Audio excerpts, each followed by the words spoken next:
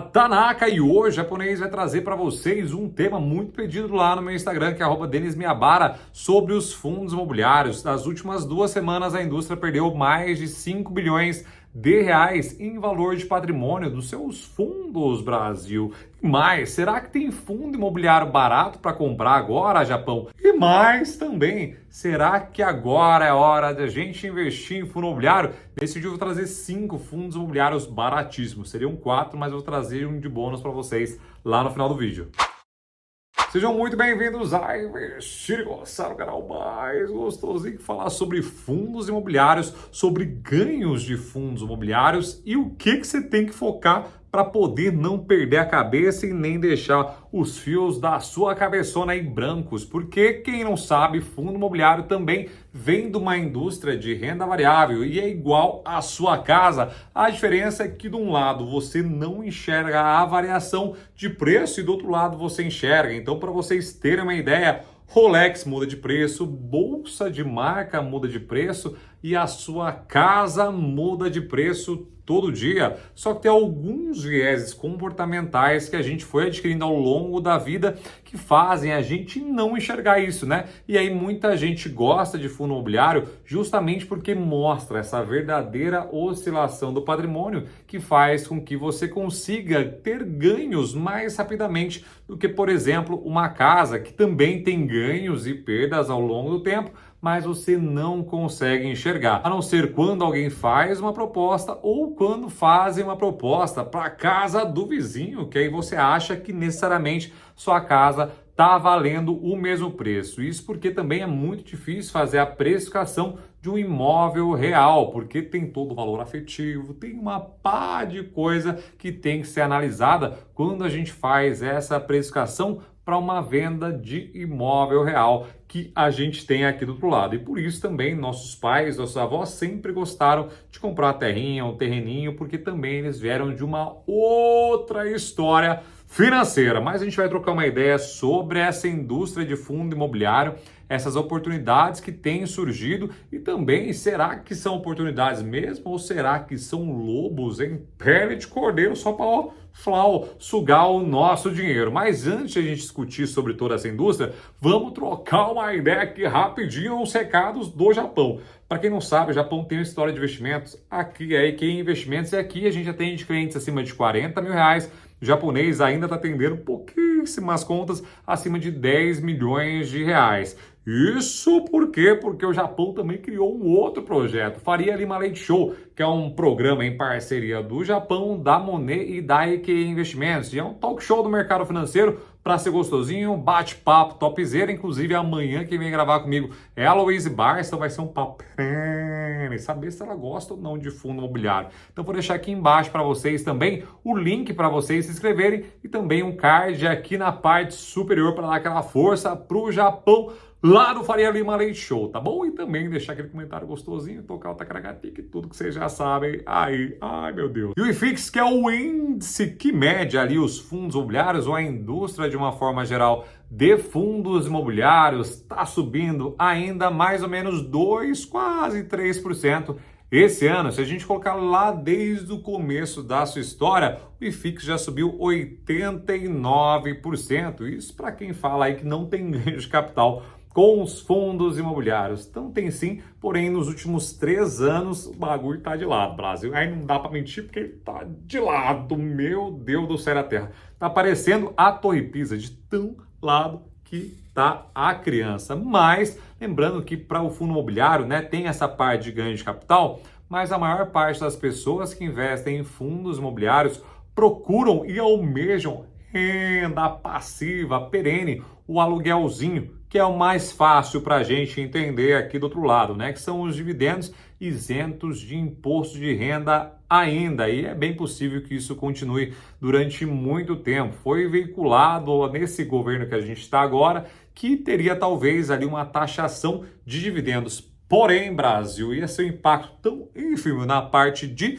conseguir captar dinheiro para o governo, em paralelo a isso, o prejuízo da indústria ia ser gigantesco. Porque não é só você aí que investe em fundo imobiliário que vive de fundo imobiliário. O japonês que é engenheiro civil, antes ele trabalhava para um fundo, que era o Paladin. Não trabalhava para Paladin, trabalhava para construtora, que prestava serviço para uma incorporadora, que prestava serviço para um americano que começou lá no governo dos Estados Unidos e trouxe fundo no Brasil, que obviamente é muito mais barato para ele investir aqui em fundo imobiliário. Então, às vezes, viam os gringos, os japoneses tinham que varrer ali para os caras pisarem de meia na obra. O negócio era bastante tenso.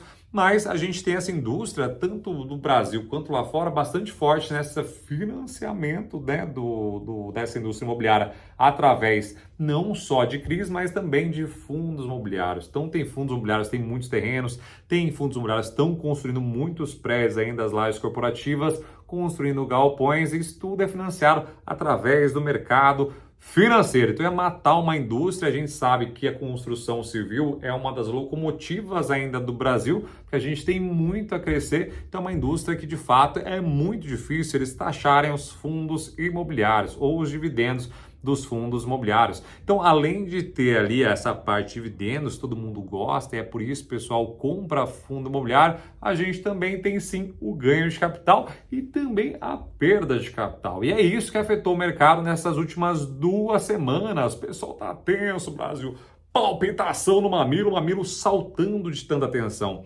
Isso porque, como eu falei lá no começo do vídeo, o mercado de fundo imobiliário também é um mercado de renda variável. O pessoal compra achando que não vai ter nenhuma flutuação, que só vai receber os dividendos, mas nesse meio do caminho tem sim essa flutuação. E aí que o investidor fica preocupado. E aí a gente tem basicamente 2 fatores para vocês levarem muito em consideração. Primeiro é o momento que a gente está vendo, é um momento de transição. Então a gente está saindo de um governo, entrando outro. Só que esse outro ainda não tinha planos diretos e efetivos para o nosso Brasilzão. Então está tudo sendo feito e costurado do lado de cá. Então o primeiro ali, teoricamente, projeto que eles fizeram, que não é um projeto, seria uma PEC da transição. Nessa transição seria estourado o teto de gasto em mais ou menos 190 bilhões. Aí o mercado falou, mano, você está tirando, velho. Você está tirando o bagulho, tem que fechar a conta. Da onde vai tirar 190 bilhões de reais, Brasil? Aí a marmita azedou de vez, dentre outras coisas que ainda estão muito tensas. Então, a curva de juros subiu, aí lasca um pouquinho para fundos de papéis, por exemplo, na cotação dos fundos, na marcação a mercado dos fundos, né, dos títulos tendendo os fundos, só que eles conseguem fazer grandes compras nesse momento, porque quando o DI futuro sobe, as taxas também sobem, eles conseguem montar boas posições. E um outro fator que pesou muito é como esse governo provavelmente vai ter mais gasto, vai gastar mais ao longo do tempo, a inflação deve durar mais e, consequentemente, a taxa de juros também não consegue ser baixada, porque a inflação pode ainda assim ganhar força ao longo do tempo. Então a gente está nessa sinuca de bico agora, porque a construção civil depende de uma queda na taxa de juros para se tornar atrativa. Eu vou mostrar para vocês nesse último fundo de bônus que eu trouxe para vocês, onde eles estão investindo a maior parte do dinheiro, da carteira do fundo, onde eles estão investindo, que vai ser um choque para você. Então a gente tem que enxergar essa queda na taxa de juros para a indústria, a construção civil conseguir movimentar, né? Porque senão fica muito caro para o investidor, para a pessoa, ou não só investidor, né? Para quem quer morar nessa casa, para o empreendedor que quer empreender, conseguir pagar, porque a taxa de juros de fato fica muito alta para todo tipo de financiamento. E aí vem aquela bola de neve eterna, financiamento mais caro, menos pessoas tomam dinheiro e, consequência, a economia não gira tão rápido. A economia não gira tão rápido, a inflação vem, Brasil, vem galopante, porque ali a gente vai ter muita demanda, mas vai ter pouca oferta, porque para o investidor também, para o empreendedor, acaba não sendo tão vantajoso assim ficar investindo, sendo que ele pode ganhar ali perenemente os 14% na taxa Selic, que é o que a gente tem visto nos últimos tempos. Então, é uma roda eterna que isso tem que mudar. Em paralelo a tudo isso, né, tem essas perdas bonitinhas, mas abrem muitas oportunidades. Como diria o velho Barsi, funciona exatamente nessa mesma proporção. O que importa no fim do dia são quantas ações você tem de uma empresa e quantas cotas você tem de um fundo imobiliário, para quem visa novamente esse dividendo perene, Brasil, essa renda gostosinha. Então, do lado de cá, a gente sim tem que enxergar a quantidade de cotas. E se tratando de quantidade de cotas, quanto mais barato está o fundo imobiliário, mais cotas você consegue comprar com o mesmo valor investido. Porém, também a gente tem que sempre lembrar, não necessariamente uma cota barata é necessariamente uma oportunidade. Então, a gente tem que investigar e ver certinho quais imóveis, quais são as vacâncias do fundo, quais são os tipos de contrato, entre outras coisas. Eu trouxe para vocês 5 fundos aqui, Brasil, que estão baratíssimos. Vou passar aí para vocês aí do outro lado e já me dizem quais são os seus aí top 5 fundos imobiliários que abriram essa oportunidade agora. Primeiro fundo imobiliário que eu trouxe para vocês, porque ele ganhou inclusive de mais recomendado para investir esse mês, segundo todos os analistas, que é o BRCO11, que é o Bresco Logística. Esse fundo tem caído bastante e caiu bastante, principalmente nas últimas 2 semanas, com a atenção toda, e tem um ponto muito especial para os fundos de logística, porque com os juros altos também, a parte de varejo também é bastante desestimulada, e o varejão ali, os fundos logísticos, são muito conectados, na verdade, que tem o centro de distribuição, cola ali, tá agregado, vende na loja, centro de distribuição, distribui para nós, e o bagulho vai indo assim como uma bola de neve também. Com juros altos, essa indústria de varejo, infelizmente, é desestimulada. Então, o pessoal está tenso com alguns fundos de logística, mas o Bresco Logística, como falei para vocês, ele tem sido muito recomendado. Isso porque ele está abaixo do seu valor patrimonial, que o ideal seria 1.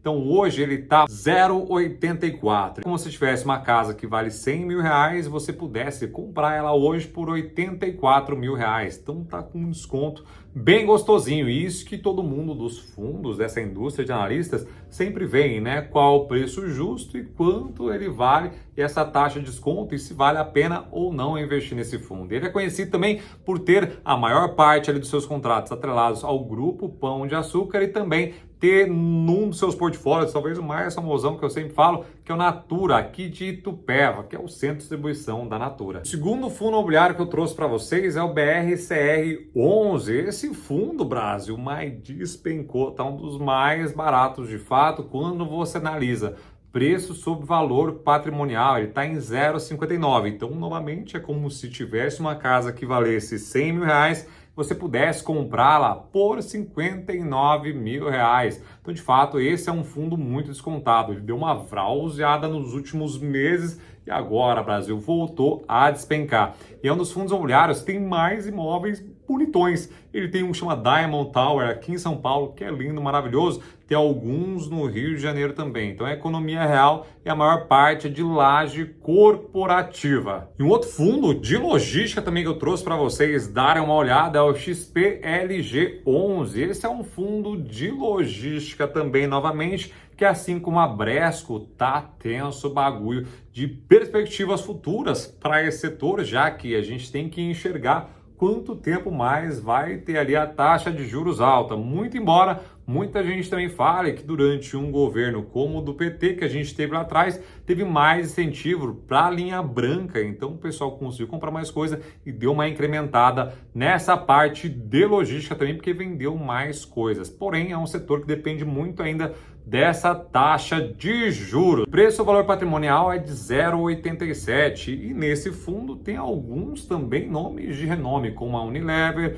Via Varejo e Leroy Merlin, dentre outros. O próximo fundo é um dos queridinhos dos gestores também, que é o VISC11, que é um fundo de shoppings também. Não tem no portfólio os mais topzeiras assim, mas tem bastante coisa no interior. Tem aqui o ABC, por exemplo, o Granja Viana, é desse fundo. Então o fundo da Vinci, e obviamente ele acaba investindo somente em shoppings, que a gente vê a vacância diminuindo muito, porque agora o pessoal que estava preso em casa tá voltando para o shopping e de fato é um fundo que todo gestor gosta e sim tem uma oportunidade que o preço valor patrimonial desse fundo tá 0,91. Então ainda tem espaço para esse fundo crescer e virar esse case, óbvio que tá para vir, nunca vem para dar essa vrauseada. Esse fundo que eu falei para vocês lá atrás, vocês vão ficar surpresos onde ele investe, Brasil, que é o Iridium IRDM 11 Brasil. Esse é um fundo híbrido que investe em papéis e alguns fundos imobiliários também,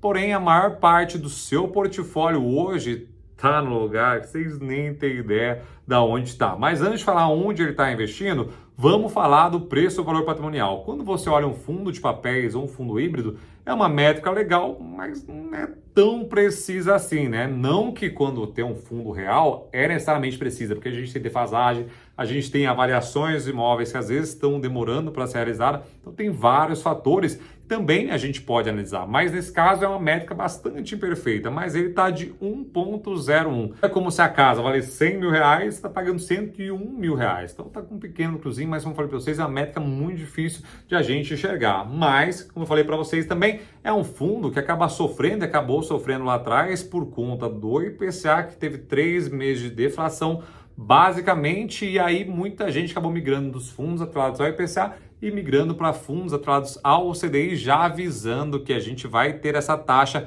mais longa ao longo do tempo, só que o IPCA tá voltando, Brasil. Então essa inflação a gente sabe que foi movida por incentivos fiscais, tanto ali na parte de gasolina principalmente, quanto também na parte de energia. Então a gente teve uma inflação maquiada, entre aspas, né, durante um período, mas está voltando e deve voltar com tudo sim. E aí esse cara se torna novamente atrativo para os investidores de forma geral. Além disso, esse fundo é o que está pagando mais ou menos 14% de dividendos perene.